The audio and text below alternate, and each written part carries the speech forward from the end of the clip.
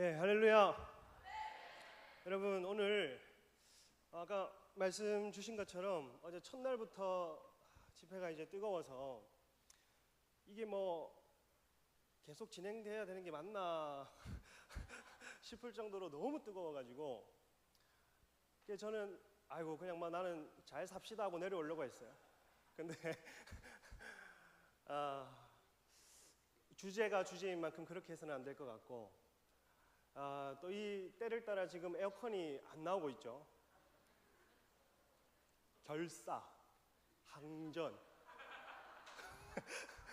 75년 전 이 땅에서 에어컨의 바람이라고는 뭐 아무 필요 없었던 그때에 땀 줄줄 흘리면서 이 나라를 살려보겠다고 했던 그때를 하나님이 그리워하시는지 에어컨 안 나옵니다 지금. 근데 성령의 바람이 제공되기를 축복합니다. 성령의 바람이 불어올 겁니다. 오늘 여러분, 오늘 중요한 주제에 봉착했어요. 첫 번째 한번 슬라이드 여기 보면 한반도의 결사항전이라고 되어 있죠. 제가 지금 오늘 여러분에게 나누고 싶은 것은 한반도 역사 가운데에 여러 가지 결사항전들이 있었습니다. 여기 많은 다음 세대들이 있고 또 결사항전 중에 모든 부분들을 경험하지 못한 세대들이 또 있는데, 귀로만 들었던, 보았던, 읽었던 이런 세대들인데, 그럼 우리 믿음의 선조들은 어떤 결사항전을 했는가? 어떻게 처절하게 하나님이 주신 이 유업과 나라와 사명을 지켰는가? 거기에서부터 우리는 출발을 해야 되겠다. 여러 가지 결사항전이 역사 가운데 있었습니다. 그래서 여러분, 오늘 특별히 정말 우리가 여기서 이 의자가 또 부족해서 다음 세대는 여기 지금 불편하게 앉아 있고, 또 뒤에 어른 세대들도 함께 축복하면서 이 자리를 메워주셨는데, 모두 다 하나의 군대가 되기를 축복합니다. 그리고 저기 우리 특별히 미국에서 온 컨텐츠 팀도 함께 하고 있습니다. 근데 오늘 한반도의 주제는 미국이 개입하지 않은 적이 없는 나라가 이 대한민국이에요. 우리는 영으로 하나로 묶인 나라입니다. 그냥 육신적인 동맹국이 아니라 물리적인 세계에서 뭔가 풀어지기 전에 우리는 영적인 세계에서 복음 안에 우리는 하나 되었던 나라들이에요. 특별히 이 컨텐츠 팀 우리 함께 이 한반도에 대해서 우리가 나누고 기도할 텐데, 특별히 북한이라고 하는 나라, 폐쇄적인 나라, 적그리스도의 통치가 아직도 이루어지고 있는 그 나라를 향하여서 미국 기도팀도 우리와 함께 서주시기를 바랍니다. 그리고 이 다음 세대, 그리고 여기 이 부모 세대 모두가 오늘 또 다른 전쟁에 참여하는 거예요. 첫 번째, 다음 슬라이드, 첫 번째 결사항전이 일제강점기 이렇게 되어 있죠. 1910년부터 1945년까지의 기간을 일제강점기입니다. 그중에 우리가 주목해 봐야 될 것은 1935년도입니다. 한번 다음 슬라이드를 보면 신사참배 강요라는 게 있어요. 일본 천황이 자기를 숭배하고 식민국을 통치하려고 했던 수단이 뭐냐 하면 신사참배입니다. 그래서 신사참배는 종교의식이 아니라 국민의 예의고 국민의 의례다 하고 공립학교부터 통과시키고, 다음에는 미션 스쿨을 억압하고, 그리고 교회까지 탄압을 하기 시작한 거예요. 여기 보면 지금 천황 신사를 향하여서 다 절하고 있는 거예요. 전부 다 기독교인이에요. 정말 안타깝게도 이러한 우리의 역사가 흑역사가 있습니다. 근데 제가 얘기하고 싶은 건 뭐냐 하면, 신사참배 얘기하면 우리가 늘 회개 주제를 얘기하는데, 저는 오늘 그걸 얘기하고 싶은 게 아니라 이러한 수많은 사람들이 일본 천황 앞에 절하고 숭배하고 우상을 섬길 때에도 결사항전하는 사람들이 있었다는 겁니다. 그 믿음을 지킨 사람들이 있었다는 거예요. 첫 번째 결사항전에 대해서 우리는 보고 있다. 다음 슬라이드를 보면 신사참배뿐만 아니라 동방노배라고 하는데, 저거는 정오에 사이렌이 딱 울리잖아요. 우리가 지금 예배를 막 하고 있어요. 정오에 사이렌이 빵 울려. 그러면 일본 천황이 있는 동쪽을 향하여서 고개를 숙이고 절을 해야 돼요. 그게 어떤 시간이든지 간에 예배 중에라도, 여러분이 사랑하는 하나님을 만나는 기도 중에라도 그 사이렌이 울리면 동방요배를 했어야 되고, 그 밑에 보면 미소기바라이라고 하는데 사진만 보면 저게 무슨 사우나 아닙니다. 약간 대중탕 비슷한데 지금 때밀라고 막 밀고 서 있는 게 아니고 저기서 일본 천황의 이름으로 침례를 받는 거예요. 해운대 앞바다에서, 송도 앞바다에서 일본 천황의 이름으로 일본의 천조 대신보다 더 큰 신은 없다라고 고백하고 나서 침례를 베풉니다. 한국교회가 이걸 결의를 한 거예요. 하나님 외에 다른 신이 없는데 천조 대신이 하나님보다 더 높다 하고 그걸 시인한 사람이 천황의 이름으로 침례를 받는단 말이에요. 다음 슬라이드를 보면 한국교회 신사참배를 가결한 날이 1938년 몇 월 며칠이요? 9월 9일이라고 되어 있어요. 감리교, 성결교, 구세군 모든 교단이 신사참배를 결의했어요. 대한민국의 가장 큰 교단이 장로교인데 장로교만 남았었습니다. 그때 이제 그 상황에도 가결이 있기 전 상황에도 이미 3분의 2의 장로교는 다 넘어갔었던 상황이에요. 수백 명이 이제 27회 대한예수교 장로회 총회 때에 신사참배를 공식적으로 우리는 가결한다고 선언할 때 일본의 순사 오랜만이네. 경찰들이 수백 명이 난입을 합니다. 긴 그 일본 돌을 꺼내 들고. 이제 1938년 9월 9일 날 신사참배 어떻게 할 겁니까? 총회장이 나와서 어떻게 합니까? 가결합니까? 한국교회 이걸 가결합니까? 이제 남은 게 우리밖에 없는데 가결하겠습니까? 여러분 옆에 다 일본의 경찰들이 긴 검을 빼고 있다고 생각을 해보세요. 여기서 무너지면 한국교회 다 무너지는 거예요. 우상숭배를 공식적으로 결단하는 날이었어요. 근데 이게 왜 찬성하시면 가하시면 야하시오 뭐 찬성은 의견을 물었습니다. 근데 반대 의견을 묻지 않고 통과를 시켜버려요. 왜 반대 의견이 있으면 반대 의견에 대해서 물어야 되는데 그걸 묻지 않고 통과시켰단 말이에요. 근데 한국 목사님들 다 조용해가지고 총회장도 손을 부들부들 떨면서 신사참배 가결이요 우리는 일본 천황을 섬기겠소 이러고 있을 때 한국 목사님들 다 숨죽이고 있을 때 미국인 선교사 한 명이 블레어라고 하는 선교사 한 명이 이건 불법이요 라고 선포해줬어요. 반대 의견도 묻지 않고 이렇게 통과시키는 건 불법이요.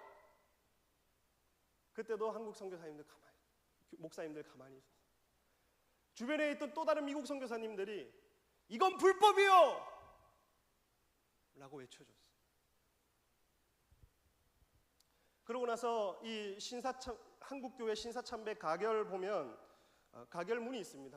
넘겨보도록 하겠습니다. 신사참배는 종교가 아니요 기독교 교리에 위반되지 않는 국가의식을 자각하며 이를 솔선하여 힘써 하기로 결의를 한 겁니다. 1938년 9월 9일 날 요거를 이제 가결을 땅땅 내. 그러면 한국교회 전부 다 도미노처럼 다 무너집니다. 다음 신사참배를 거부한 사람 중에 우리가 잘 아는 이 주기철 목사님이라는 분이 계세요. 이분은 나는 내 하나님 외에 누구에게도 무릎 꿇고 절할 수 없다 얘기를 하세요. 여러분 아멘입니까? 아멘입니까? 여러분 마지막 때 이런 신앙이 필요합니다. 할렐루야. 절대적인 신앙, 절대적인 믿음. 그리고 나는 더럽게 살아가느니 차라리 죽고 죽어 주님을 향한 이 정절을 지키겠다라고 얘기를 하고, 이 목숨 아까워서, 웃기죠? 이 목숨 아깝다고 표현합니다. 이 목숨 아까워서 그 뒤에 뭐라고 워딩을 하느냐? 예수님께만 드립니다.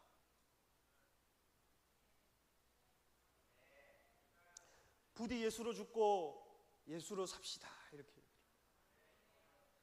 그 다음 이 슬라이드를 보면 순교하세요. 그 주기철 목사님의 사모님이 세셔요. 순교하세요. 이거 잘 안 나오잖아. 순교하세요.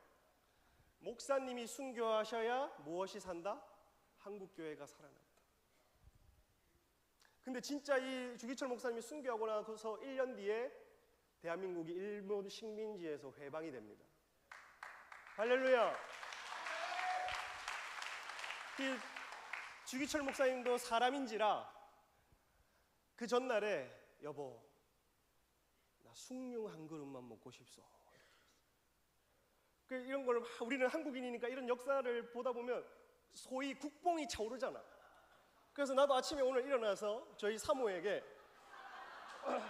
나 혼자 막 취한 거야. 나 혼자 취해가지고 눈을 비비고 일어난 사모에게 숭늉은 내가 맛없어서 못 먹겠고 더우니까 여보 시원한 콜라 한 잔 먹고 싶소. 우리 사모가 뭐라 했냐면 콜라 끊으세요 이렇게. 아 그렇구나.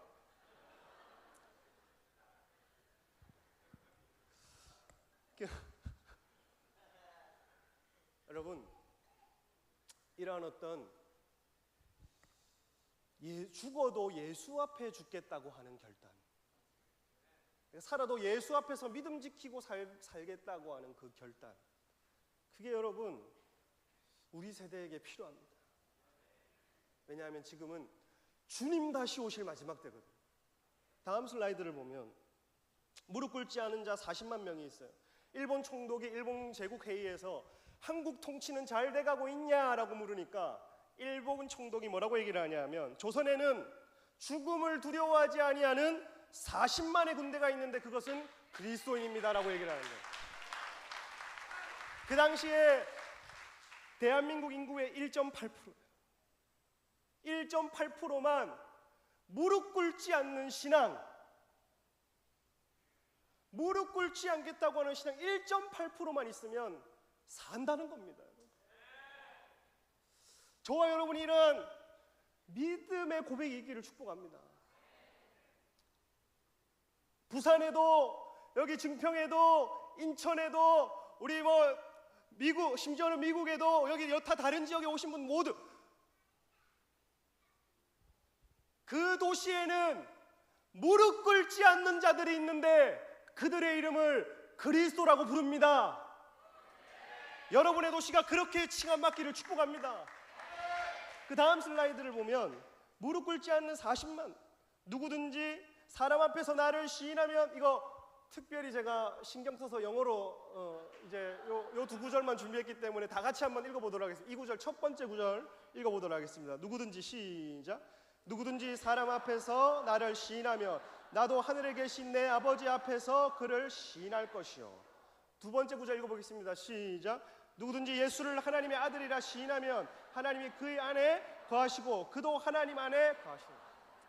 여러분, 우리가 예수만이 주님이시다 내 입으로 시인하면, 내 입이 육신을 가진 사람들은 입만 살아가지고 이렇게 얘기할 것 같지만 우리 안에는 예수님이 살아 움직인다는 겁니다. 여러분, 다음 슬라이드를 보면 무릎 꿇지 않은 40만 또 보면 이건 다니엘의 성경 구절이에요. 다니엘이 풀무불 가운데 던져졌을 때 이렇게 얘기를 하는 겁니다. 나한테 절하지 않는 자는 풀무불에 모조리 던지겠다 라고 다니엘의 세 친구들이 뭐라고 합니까? 왕이 우리가 섬기는 하나님이 계시다면 우리를 맹렬히 타는 풀무불 가운데서 건져내시겠고 왕의 손에서도 건져내시리다. 그렇지 아니할지라도 나는 왕의 신들을 섬기지도 아니하고 왕이 세우신 신상에게 절하지도 아니하겠다라고 얘기를 해요. 그리고 그 다음 슬라이드를 보면 왕이 또 말하여 이르되 내가 보니 결박되지 아니한 몇 사람이 있다고요? 4사람이 있어요. 다니엘의 세 친구는 지금 3명이 풀무불 가운데 들어갔는데 풀무불 안에는 몇 사람이 있다고 되어 있습니까? 4사람이 되어 있는데 그 가운데 뭐라고 되어 있어요? 불 가운데로 뭐 하는데? 불 가운데 심지어 다닌다고 합니다. 그리고 뭐라고 합니까? 그 넷째의 모습은 뭐의 아들? 신의 아들들과 같다. 4명이 풀무불에 빠졌는데 넷째 누구냐? 예수님이 함께 하시는 거예요. 여러분, 우리는 이렇게 얘기를 해요. 고난이 있다, 환난이 있다, 어려움이 있다, 핍박이 있다, 힘듦이 있다, 이렇게 얘기를 할 때 하나님 이거 싹 거두어 가주면 좋겠습니다라고 얘기를 해요. 이러면 하나님이 살아계시다고 얘기를 합니다. 뭔가 고난과 환난과 어려움이 싹 거두어 가지면 그때서야 하나님 살아계시군요라고 얘기를 하는데, 여러분 성경의 역사나 구약의 여러 사례들 그리고 오늘 본문들을 찾아보면 그러지 않아요. 여러분, 고난과 어려움과 환난을 거두어 가시는 게 아니라 고난 가운데 우리 주님이 우리와 함께 계시는 겁니다. 그러니 풀문불 가운데도 다니는 거예요. 따르시면 감사하겠습니다. 하나님이 우리와 다시 한번 하나님이 우리와 아멘. 하나님이 우리와 함께 하는 겁니다. 하나님이 이 민족과 함께 하는 겁니다, 여러분. 그래서 지금 대한민국은 붉게 물들어가고 있는 아주 굉장히 어려운 시기를 살아가고 있는데, 통과하고 있는데, 그때 우리는 마음 같아서는 싹 거두어 가달라고, 싹 그냥 가져가 달라고 마음이 막 굴뚝 같지만 한편으로는 그런 마음도 듭니다. 교회가 악하기 때문에 영적인 원리는 그렇거든요. 교회가 악하면 악한 지도자가 세워지는 게 당연한 겁니다. 교회가 악하면 악한 지도자가 인간 막대기가 되어서 하나님의 성전으로부터 치는 게 당연한 거예요. 만약에 이 악한 이 상황과 어려움을 우리가 지금 직면하고 마주하고 통과하고 있는데, 이것이 그냥 정결과 정화를 위해 지나가야 되는 때라면 하나님 주님과 함께 걷게 하옵소서. 주님과 함께 통과하게 하옵소서. 불 가운데 거니시는 하나님, 하나님이 우리와 함께하여 주옵소서. 그러한 신앙이 있기를 축복합니다. 여기 보면 결상전에 세 가지 원동력이 있어요. 첫 번째 보면 성경에 대한 절대적인 확신이에요. 따라해서요. 성경에 대한 절대적인 확신. 두 번째, 천년왕국과 그리스도를 기다리는 재림신앙. 그 당시 우리 믿음의 선조들은 천년왕국을 실제적으로 믿었습니다. 성경을 오류가 없다고 믿는 사람들은 거의 대다수가 예수 재림 이후에 천년왕국이 있다고 믿었어요. 이 반국가 세력으로 또 감옥에 잡혀갑니다. 왜냐하면 그럼 일본 망하라는 소리냐? 그러면 우리 일본 대제국이 망하라는 소리냐? 천황 죽고 예수 살라는 소리냐? 이렇게 하고 또 많이 사람들이 재림신앙 믿는 것 때문에, 천년왕국을 믿는 것 때문에, 그냥 성경 그대로를 믿는 믿음 때문에 어려움을 겪었어요. 말씀과 기도대로 사는 사람 어려움이 있습니다, 여러분. 근데 그게 여러분 장차 우리가 받을 영광과 비교할 수가 없다고 되어 있어요. 여러분, 우리가 조금 힘내서 이 어려운 시기 기도로 뚫어내고 하나님 얼굴 한 분만 구하면서 통과해 봅시다, 여러분. 그러면 장차 올 영광이 이 민족 가운데에, 장차 올 영광이 이 한반도 가운데에 비교할 수 없는, 지금의 고난과 지금의 절망과 지금의 낙심과는 비교할 수 없는 영광을 하나님이 주실 줄 믿습니다.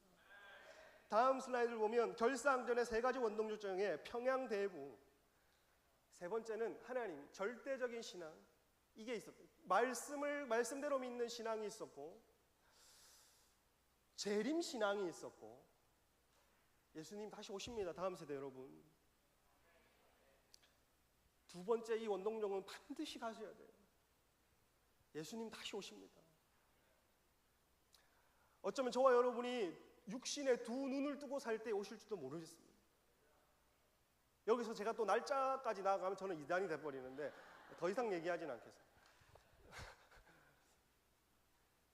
그러니 세 번째는 하나님이 고난을 통과하기 위해 한반도 땅 가운데 방문하신 때가 있습니다. 앞으로 다가올 고난을 통과하라고 방문하신 때가 있는데, 일제바퀴를 이길 수 있었던 일은 환란 전에 하나님의 역사하신 대부흥, 즉 하나님의 방문이 있었다.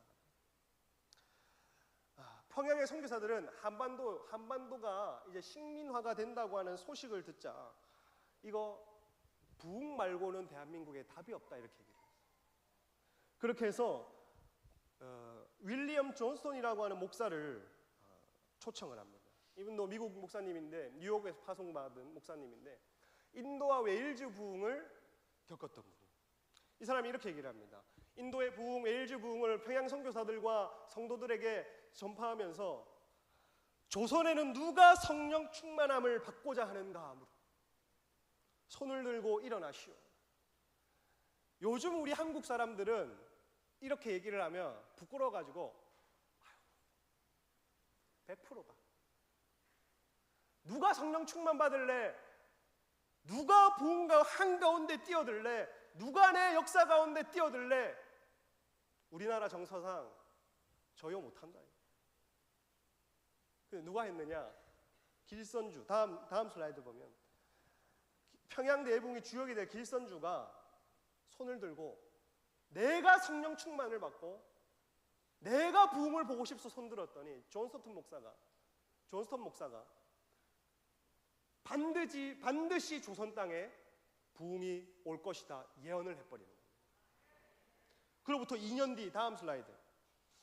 존스턴 목사는 웨일즈 부흥의 열쇠를 알려줬어요. 사람들이 부흥의 열쇠가 뭡니까? 라고 했을 때 존스턴 목사가 이렇게 얘기를 합니다. 각 사람마다 큰 소리로 부르짖어 하나님을 향하여 기도할 때 얘기를 합니다. 그러니 한국교회의 부르짖는 기도가 이때부터 태동이 되는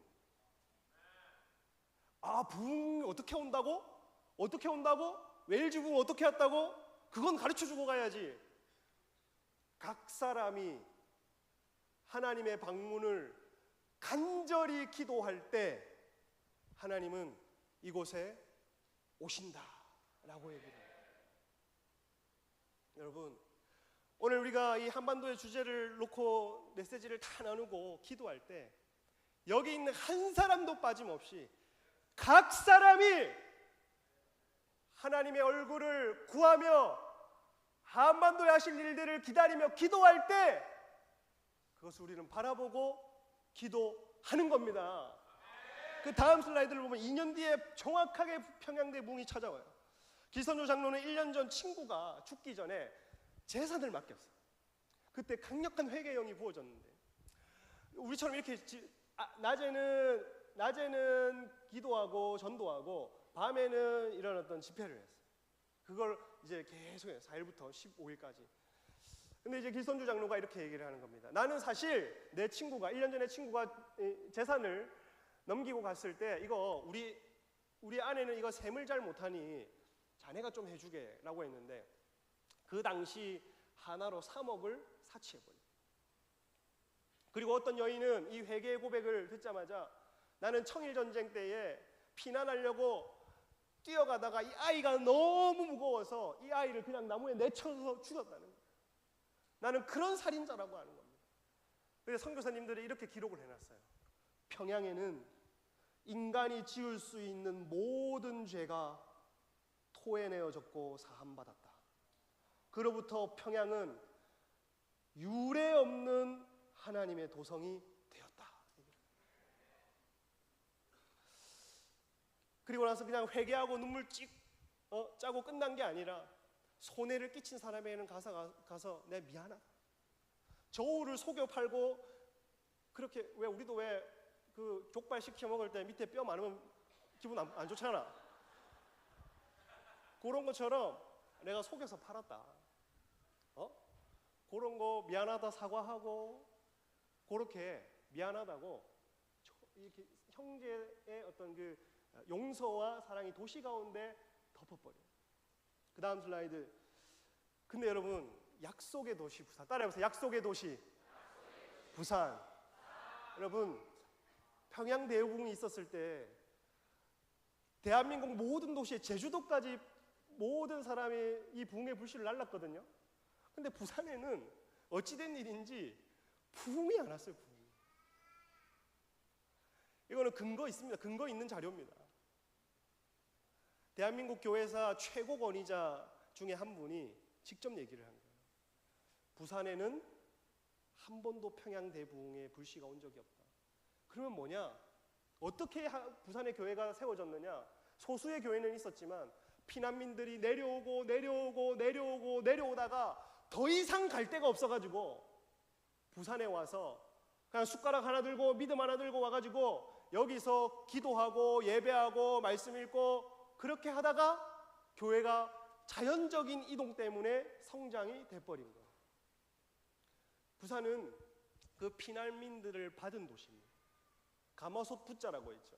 담아내는 도시인데 이 부산은 예로부터 피난민들을 담아냈던 도시예요.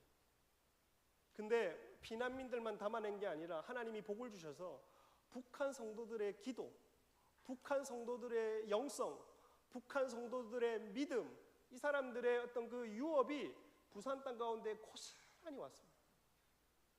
그래서 부산 부흥의 키가 뭐냐 하면 여러분 북한을 위해서 기도하는 겁니다. 북한의 해방을 위해서 기도하는 겁니다. 복음으로 통일을 달라고 기도하는 겁니다, 여러분. 이게 우리 빚진 자. 우리가 섬겼는데요 라고 할 수 있죠. 부산이 그때 많은 100만 명의 피난민들을 섬겼으니까. 인플레이션이 막 이러. 왜냐면 인구가 막 오고 전부 식량이나 거주지도 다 모자란데 전부 몰려오니까 부산에 기근이 있으면서도 내어주고 섬겼어요. 우리가 섬겼는데요 할 수 있지만 받은 게 더 많습니다. 여기서 누군가가 피난 와서 자기도 없는 중에 기도를 심어준 땅이라는 거예요. 예배를 드려준 땅이라는 거예요. 하나님의 임재를 끌어당긴 땅이라는 거예요. 그러면 부산 부흥에서 반드시 빼놓을 수 없는 키는 북한 동포의 해방, 복음, 통일인 거예요.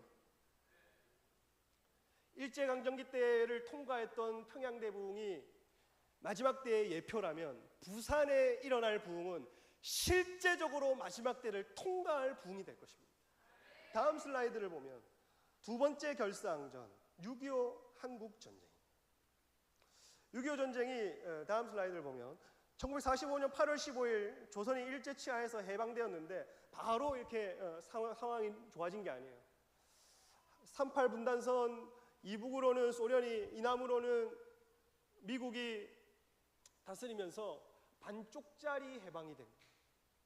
그렇게 원수가 북한 땅을 안 내놓는 겁니다. 해방되자마자 우리가 얼싸안고 한 번 하고 회복되는 줄 알았는데 공산주의의 영이 이걸 그냥 놓지 않고 또 그것을 수탈하고 가져가는 거예요. 남북은 서울과 평양에서 각자 정부를 수립하고 첫 번째 목표를 삼았는데 그게 뭐냐 하면 남한 정부, 북한 정부 모두 다 우리는 통일을 할 것이다. 어떤 통일이 돼야 되겠어요, 여러분? 남한으로 인한 통일이 돼야 되겠죠. 자유 통일이 돼야 되는 겁니다. 다음 슬라이드를 보면 김일성의 교회 박해가 있어요. 김일성은 교회를 제거하지 않으면 한반도의 적화 통일은 없다고 교회를 제거를 합니다. 김일성은 여러분 들으신 분 잘 알겠지만 기독교 집안인데 강반석이라고 하는 어머니가 신실한 기독교인이었어요. 근데 그분에게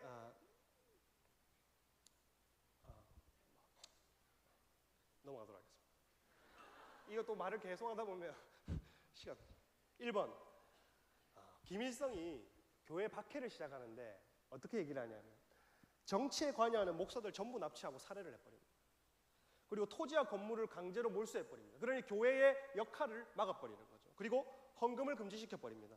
그리고 진화론과 마르크스 레닌주의 교육을 바로 실행해서 유신론을 제거하려고 하는, 하나님을 제거하는 겁니다. 종교활동 감시하고 주일 예배 방해했습니다. 그리고 평양신학교에 스탈린과 김일성 사진을 걸어놓고 신학생들 사상 검증을 해버려요. 교회 말살 정책을 펼쳐버립니다. 다음 슬라이드. 북한 정권 수립과 교회의 지지. 아까 여러분 신사참배 몇 월 며칠 날 일어났습니까? 9월 9일이었죠. 1938년 9월 9일입니다. 10년 뒤에 1948년 9월 9일이 되니까 북한 정권을 수립합니다. 그리고 1948년 9월 9일이 되니까 한국교회가 장소도 똑같아요. 서문박 교회에서 신사참배를 가결한 그 10년 뒤에 김일성 정권을 지지하겠다고 선언을 해버립니다. 그리고 한국교회는 북한의 공산정권을 지지하는 교회와 거부하는 교회로 정확하게 나뉘면서 이때부터 결사항전이 시작된 겁니다. 다음 슬라이드를 가보면 하나님의 환난 준비, 하나님은 이 대한민국에 이 환난을 통과하게 하기 위해서 부흥을 주셨는데 처음에는 미국의 부흥을 주셨어요. 왜 미국의 부흥이 준 게 우리랑 뭐 상관이냐? 1949년도에 빌리 그레이엄을 통해서 부흥이 오지 않았더라면 한국교회에 그 불씨가 넘어가지는 않았을 겁니다. 그러니까 하나님 미국 교회에 부흥을 주셨는데 전 세계의 공산화로 물들 때에 뭐라고 이제 빌리 그레이엄이 무슨 메시지를 했냐냐? 부흥만이 미국을 살릴 수 있고 악마의 세력에서 저항할 수 있다. 빌리 그레이엄은 자신의 복음전도 설교에서 항상 반공 설교를 빼놓지 않았어요. 그때 세계관이 그랬어요. 소련을 중심으로 한 공산주의는 악의 세력으로 세계관이 그랬습니다. 그리고 하나님께로 돌아가고 예수께로 돌아가고 성경으로 돌아가라 이렇게 미국인들에게 우리 한번 따라해 주시면 감사하겠습니다. 하나님께로 돌아가고 예수께로 돌아가고 성경으로 돌아가라. 그때의 이 메시지가 미국 전역에 부흥을 일으키는 거예요. 전도운동이 일어나는 겁니다. 선교사들이 자원하는 겁니다. 한국이란 땅에 대해서 관심을 가지기 시작하는 겁니다. 그래서 많은 선교사 청년들이 일어나는 거예요. 다음 슬라이드를 보면 하나님의 환난 준비 이 미국 부흥에서 1945년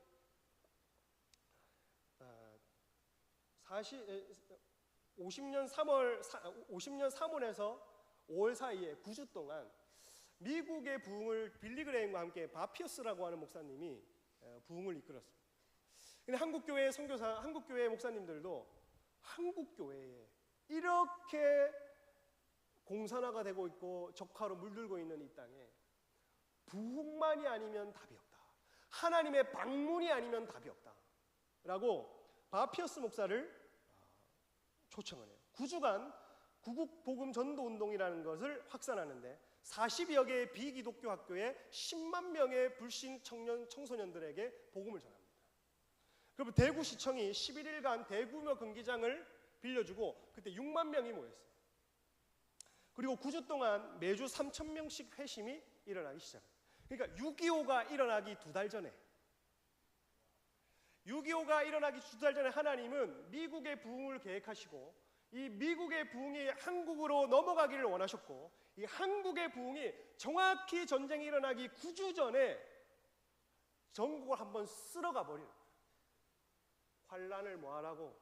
준비하라고. 나를 만난 그 사랑과 교제로 환란을 통과하라고. 하나님이 한국 땅 가운데에 방문하시는 거예요. 다음 슬라이드를 보면 미국 부흥은 전 세계 여러 형제국들을 어둠에서 빛으로 일깨우고 잿더미에서 일으키기 위해 주신 부흥입니다. 그래서 미국 선교사들이 많은 열방으로 가서 많은 민족들을 깨웠죠. 그럼 한국의 부흥은 뭐냐 하면 다가올 환란을 통과하고 아시아를 깨우기 위한 부흥입니다. 아시아를 깨워서 마지막 때를 준비하는 부흥입니다. 다음 6.25 전쟁이 발발하는데 한국 전쟁 발발해요. 1950년 6월 25일 새벽 4시에 한국 전쟁이 발발합니다.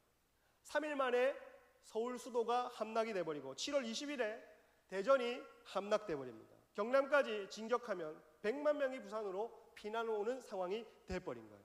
부산까지 함락되면 모든 나라가 잠식되고 패배하게 되는 상황이 몰리게 된 겁니다.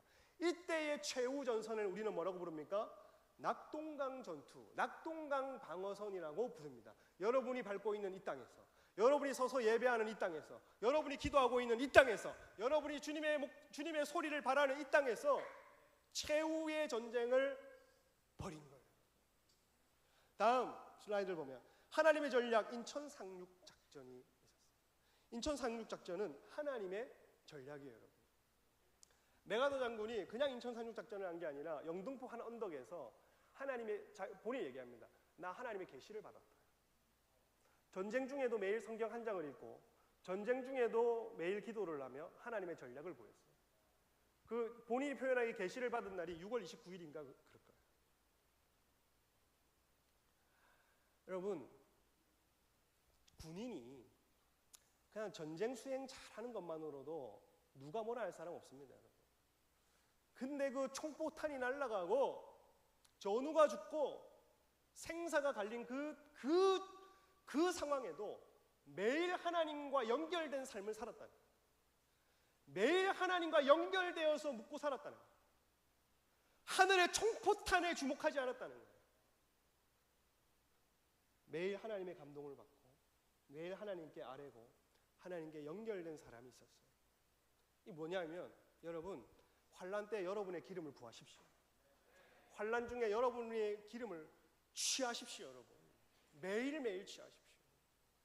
그래서 미국 선교사들이 재입대를 합니다. 인천 상륙작전이 배후에는 미국인 선교사들이 재입대를 해요. 남쪽으로 계속 내려오니까 거주지가 다 북한군에게 함락되죠. 그리고 또 식량이 끊어지죠. 그러니 미국 선교사들이 가고 싶어도 미국 정부에서 그걸 막아버리는 겁니다. 근데 갈 수 있는 방법이 뭐였냐면 재입대하는 거예요. 미국 선교사들이 나 그러면 재입대를 해서라도 한국으로 가겠다는 거예요. 결사하는 마음으로 간 거예요. 여기 오신 이 미국의 팀들, 여러분, 이 아시아의 결박을 끊는 마음으로 와주신 것에 감사합니다.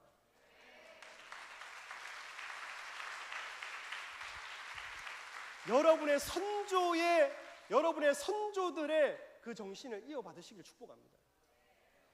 여러분 보면 코리안 키즈들이 있어요. 한국에서 자란 선교사 2세들도 미군에 지원을 합니다. 왜냐면 얘네들이 어릴 때 인천 앞바다에서 막 배 타고 놀던 애들이에요.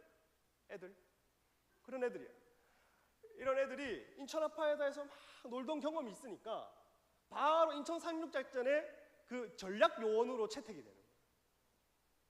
거기 환경을 잘 아니까 언제 밀물이 들어오고 썰물이 들어오고 언제쯤 이걸 작전을 수행해야 되고 달에 며칠에 이걸 해야 되느냐, 그곳에 전략을 수행하기 위한 자원으로 코리안 키즈들이 일어나요. 한국에서 태어난 2세들. 제가 이걸 읽으면서 코리안 키즈들, 한국에 태어난 2세들도 이 한국이 중요하고 아시아의 이 한국이 중요하다는 걸 알고 이렇게 깨어 일어나는데, 제 마음에 여러분, 한국은 지금 막혔습니다. 암울한 명 말고 흑암을 보자면 한국은요, 이 내부에서 할 수 있는 일이 너무나, 정치 모든 것이 막혔어요. 여러분, 제 마음에 어떤 마음이 드냐면 미국의 해외 동포들과 해외 교포 2세들, 이런 사람들 함께 일어나야 되는 겁니다. 그 당시에는 코리안 키즈들이 일어났다면 이제는 미국에 거주하고 있는 2세들, 이런 사람들, 모스탄 이런 사람들이나 각 교회에 이런 어떤 이 한국과 혈연적으로 역사적으로 관련된 이런 사람들까지 다 같이 일어나서 무엇을 위해? 이 아시아에 하나님이 마지막 때에 부어주실 한반도 통일과 세계 선교의 한 지점, 하나님의 역사의 지점이 되기 위한 것을 위해 함께, 내 나라 네 나라가 아니라 하나님 나라 안에서. 다음 슬라이드를 보면 하나님의 전략 인천 상륙작전의 코리안 키즈 중에 한 사람의 대표적인 인물이 있는 윌리엄 쇼라고 하는 사람이 있어요. 이 사람이 뭐라고 얘기했냐면, 한국 전쟁이 일어나고 그 소식을 듣자마자 이렇게 얘기를 하는 겁니다.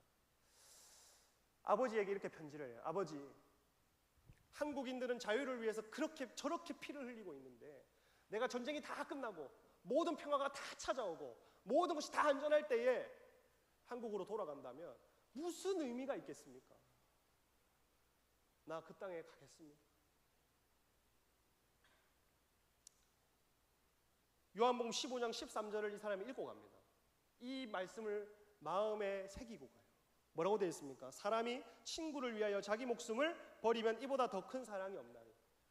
요 말씀을 붙들고 나아갑니다.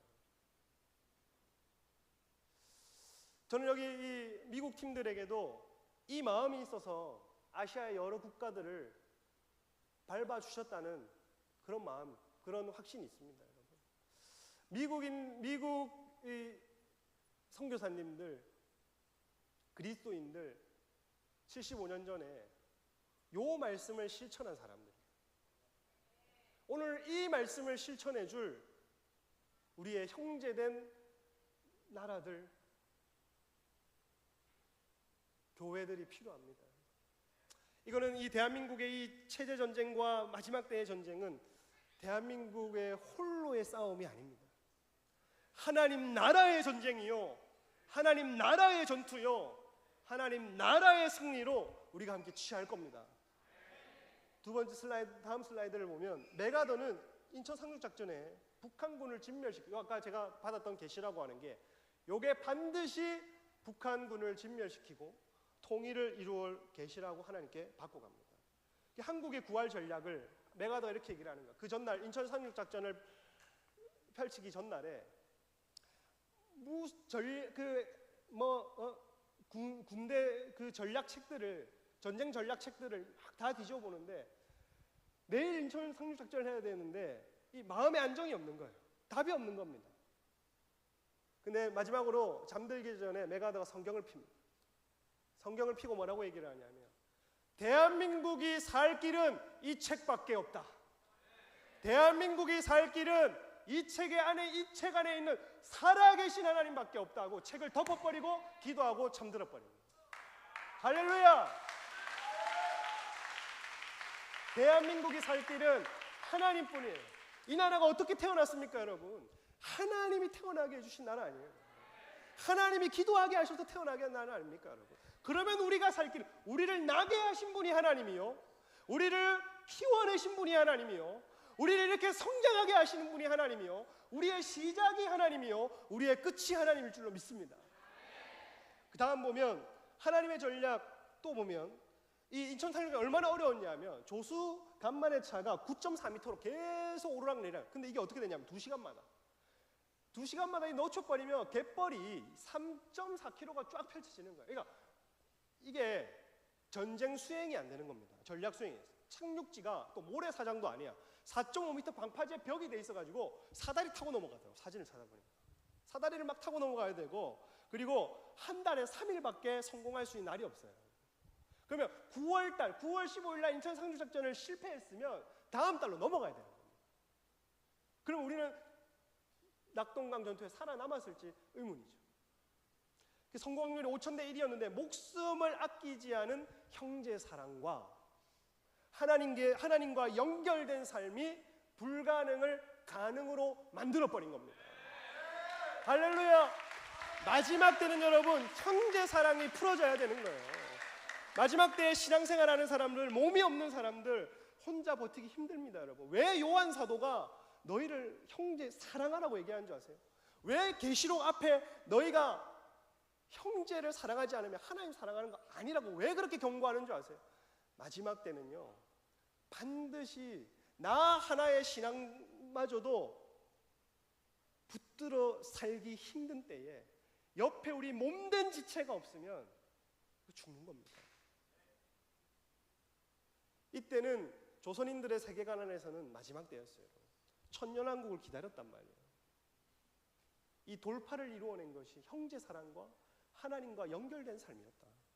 다음 보면 전세 역전 서울 수복을 합니다. 1950년도 9월 28일 날 서울 수복을 하는데 평양도 점령을 해요. 1950년 10월 19일 날. 그리고 중공군이 개입을 합니다. 1950년 12월 6일 날. 근데 이 평양에도 자유가 왔거든요. 막 시장 경제가 이루어지고 학교가 문을 열고 막 얼싸안고 예배가 다시 회복되고 이랬는데 중공군이 갑자기 개입되면서 이 자유가 46일만 탁 진행되고 지금 75년 동안 적그리스도의 통치를 받고 있습니다.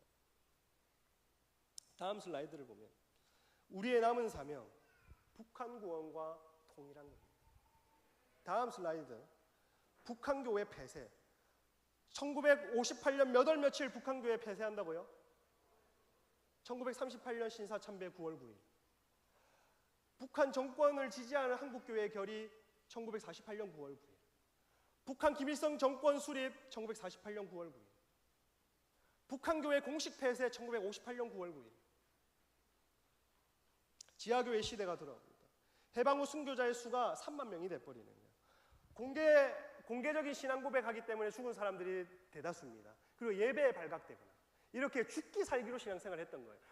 그냥 지나가다가 들킨 게 아니에요.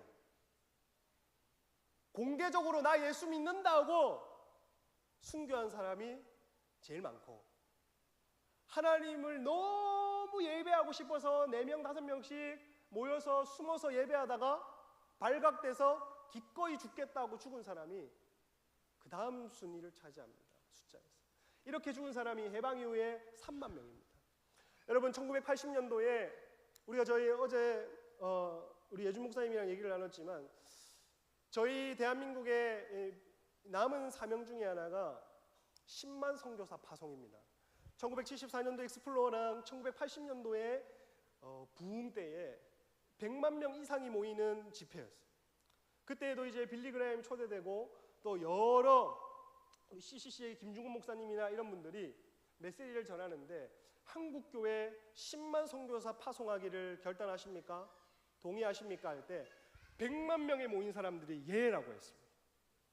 근데 한국 교회에 지금 많이 잡아봤자 2만 5천 명 선교사를 파송했어요. 이것도 많은 겁니다. 근데 여러분, 그러면 나머지 7만 5천 어떻게 해야 되나?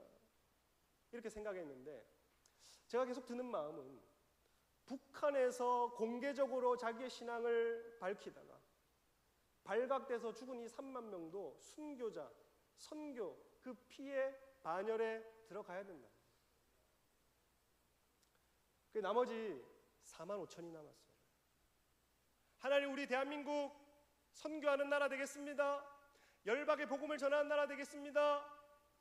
근데 이 다음 세대 선교가 끊어지고 그 유업이 끊어지고 전부 다 이제는 기성세대밖에 선교 다음 세대 바톤을 넘겨줄 사람들이 없는 거예요.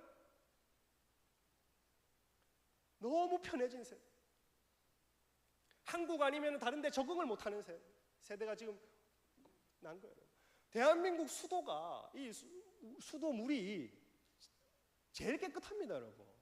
근데 우리는 요새 어떻게 해요? 필터 쓰잖아, 필터. 그 외국에 적응을 못 한다니까. 몸에 병 생긴다고.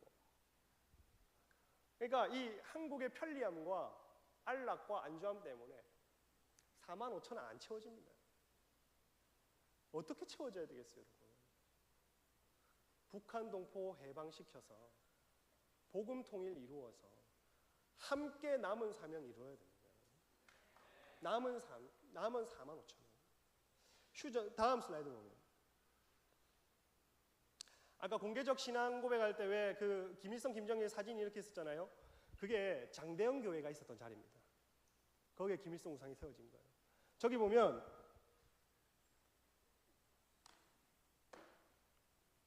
레이저 포인트 없네. 저기 제 손가락 가르치는 저기 휴전 협정에 사인을 하는데 김일성이 이제 우리 휴전하자.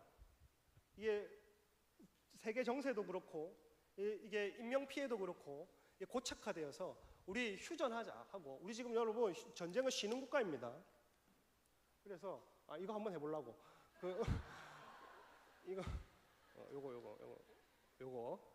요거 김일성이 사인하고 중국 대표가 사인하고 미국을 대표하는 유엔군이 사인했어요. 누구 사인만 없어요? 한국 사인이 없죠, 여러분. 한국은 여기 동의하지 않았습니다. 지금이 북한을 해방할 기회인데 휴전은 무슨 휴전이냐? 북진 통일을 원한다. 계속 북한을 향해 나아가고 반드시 영혼을 구원할 거다 하고 사인 안 해버립니다. 근데 왜 지금 우리 체제전쟁 가운데 중국이 개입되느냐? 이때 사인했기 때문에. 이 대한민국의 지금 체제전쟁이 왜 중공군이 개입돼가지고 이렇게 골머리를 싸고 있느냐? 요거. 요 놈이랑 요거. 다음 슬라이드. 한국 성명서예요. 이게 휴전 협정이 이제 선언되고 나서 이승만 대통령이 따로 성명서를 발표했습니다. 이거 여러분 우리의 사명이라고 생각하고 보십시오. 당분간 공산 압제에서 계속 고생하지 않으면 안 되게 될 우리 동포들에게 우리는 다음과 같이 외친다. 북한 동포여, 희망을 잃지 마시오. 우리는 여러분들 잊지 않을 것이며 모른 채 하지도 않을 것입니다. 한민족의 기본 목표, 그러니까 우리의 사명이 여기 적혀 있다는 겁니다. 한민족의 기본 목표가 뭐냐면 우리 강토와 동포를 뭐하고 다시 찾고 땅을 찾고 영혼을 구해내는 게 우리의 목표라는 거예요. 그리고 계속 남아 있으며, 이게 계속 남아 있습니다. 계속 남아 있으며 결국 뭐하고 말 것입니다? 성취되고 말 것입니다. 할렐루야. 이게 우리 대한민국의 남은 사명이고 기본 목표라는 거예요, 여러분. 그냥 여기 있는 사람들이 그냥 내 배부르고 등 따시고 내 삶과 내 안위 위해서, 내 그냥 집 문제 위해서, 내 재산 문제 위해서, 그냥 내가 먹고 사는 문제 위해서, 그게 우리 삶의 기본 목표가 아니라는 거예요. 그냥 여기 있는 청년들, 청소년들 그냥 내 직장 생활, 이직 더 좋으니, 그냥 인서울에서 연봉이 더 오르고, 인서울에서 원하는 대학 가고, 이게 내 이 땅에 사는 삶의 기본 목표가 아니라는 겁니다, 여러분. 반드시 우리의 기본 목표는 우리의 강토를 되찾는 겁니다. 금강산에서 좀 산기도 좀 해보고 16,000봉이라며 식후경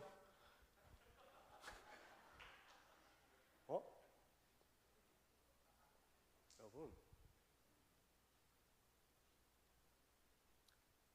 지금 38,000개의 김일성 우상이 전부 도시에, 북한 도시에 다 깔려 있는데 그거 하나하나 다 부수고 교회 세워지는 모습, 여러분 여기 있는 10대가 세우시기를 축복합니다. 여기 있는 20대가 세우시기를 축복합니다. 돈 많이 벌어라. 교회 좀 세우게, 북한 가서 기도 빡세게 하고.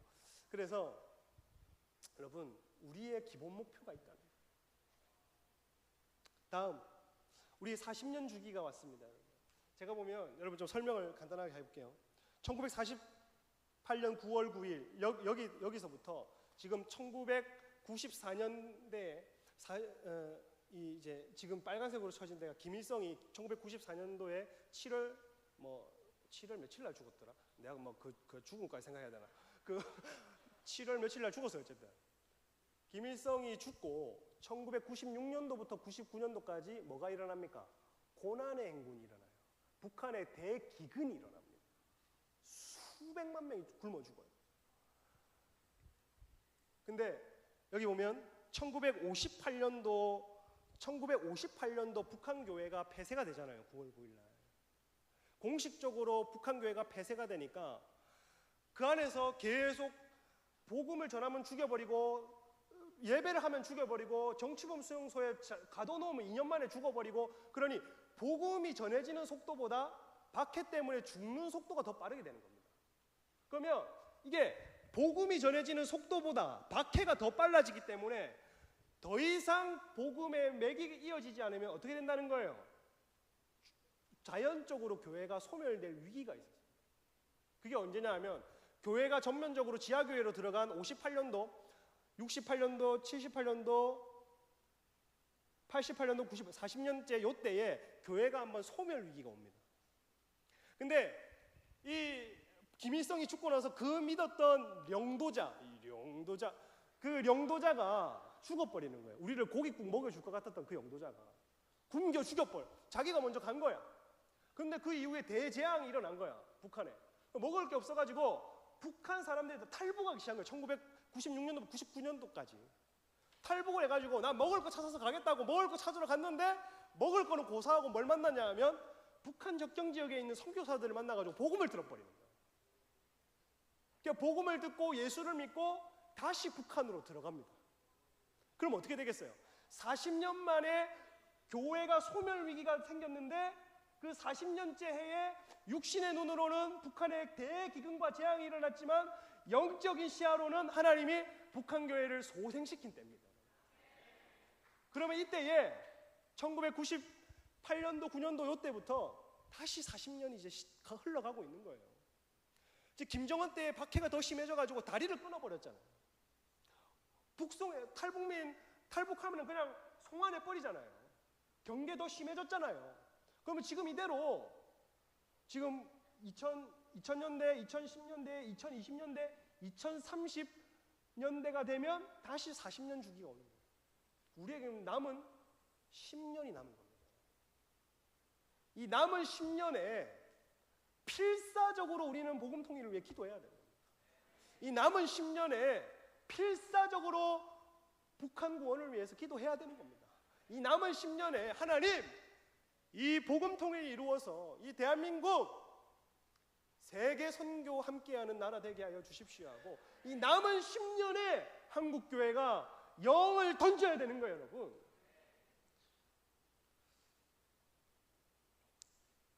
이제 간단하게 이 말만 하고 마치겠습니다. 여러분, 제3의 결사항전이 이제 들이닥친 거예요.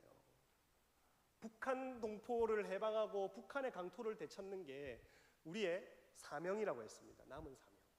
근데 지금 이 시대에 대북 방송을 중단하기로 했어요.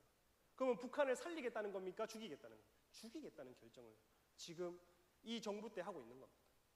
대북 전단하는 사람 처벌하겠다고 지금 엄포를 했습니다. 그럼 북한을 살리겠다는 겁니까? 죽이겠다는 결정을 하는 거예요. 대북 불법 송금 해버려. 이거 북한 정권을 살리는 거지 북한 영혼을 살리는 게 아니라, 그럼 북한을 땅을 살리겠다는 겁니까? 죽이겠다는 결정입니다.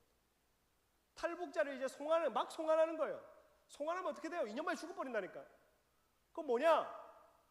북한을 살리는 길이에요? 죽이는 길을 결정하고 있다니까요. 그리고 또 교회 지금 탄압하고 교회 압수수색하고 막 이런 일이 일어나고 있죠. 다시 한 번 더 이 나라가 붉게 문들려고 하니까 초창기처럼, 그때 초기처럼 다시 교회를 흔들려고 하는 거예요. 제3의 체제 전쟁이 시작되었습니다, 여러분. 여러분 일어나시기를 축복합니다. 함께 우리의 남은 사명을 이루시기를 축복합니다.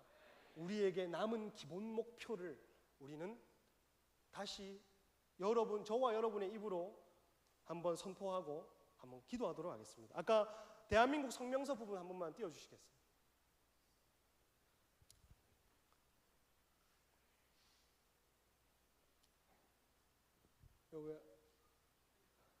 몇 번째 좀 슬라이드를 넘기면 대한민국 성명서 슬라이드가 있죠. 그 바로 제일 끝에서 두 번째. 이거 한번 여러분 다 같이 한번 일어나시겠습니까?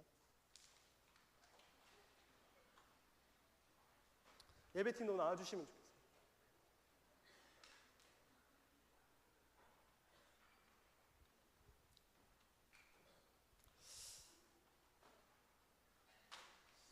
여러분,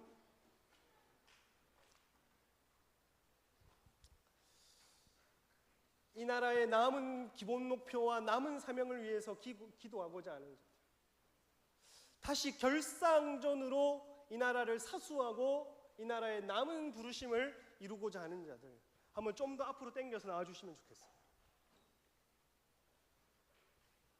길선주처럼 나오세요. 길선주처럼.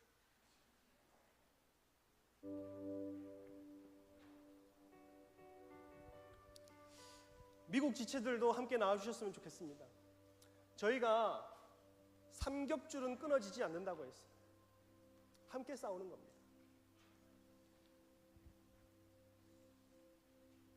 우리가 다 같이 한번 이 성명서를 한 목소리로 읽는 겁니다.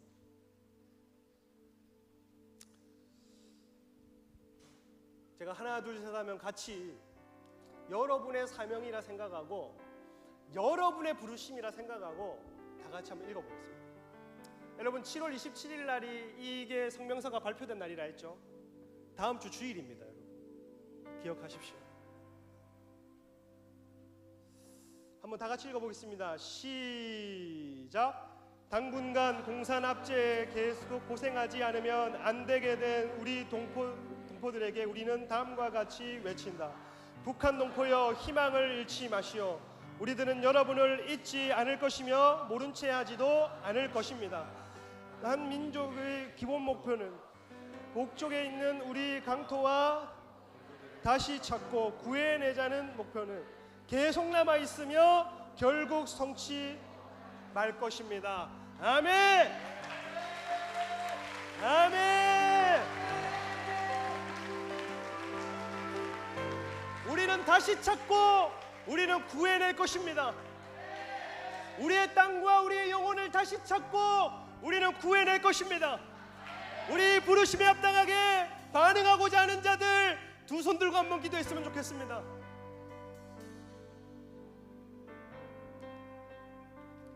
하나님, 오늘 이곳에 모인 모든 주의 백성들에게